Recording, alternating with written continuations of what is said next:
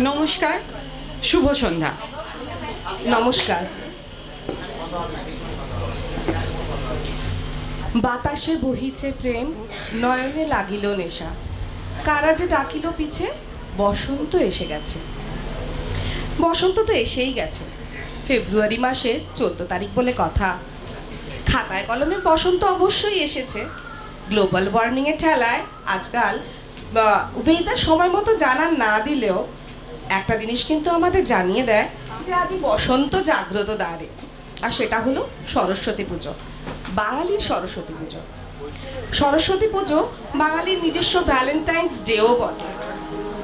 অনেক বছর ধরেই আপামর বাঙালির মনে বসন্তের ডাক এনে চলেছে সরস্বতী পুজো। সরস্বতী পুজো মানেই নবীন বয়সের প্রথম রামধনু, শাড়ির কুচি ধরে হাঁটতে শেখা, বুকের ভিতর অবিরাম পলাশ ঝরে পড়া।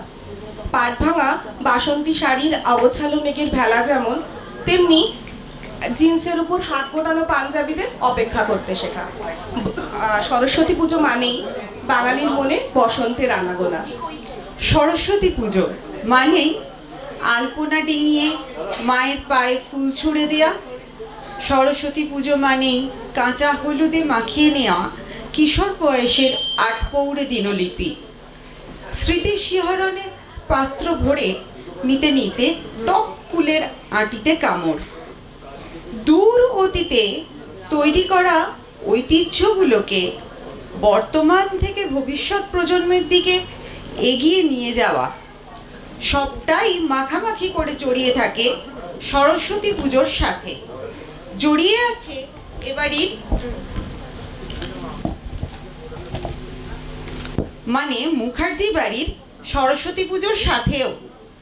তাই তো 59টা বছর পার করে 60-এ পা রাখলো এবাড়ির পুজো। এই 60 বছরের পথ চলায় নতুন প্রজন্ম যেমন উৎসাহে সামিল হয়েছে, তেমনি এই বাড়ির প্রবীণেরাও সানন্দে তাদের পথ দেখিয়েছেন। সেই রকমই প্রবীণ হলেন প্রণব কাকা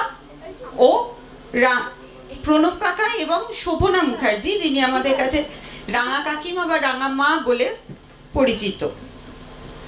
আমরা এখন তাদের অনুষ্ঠান শুনব।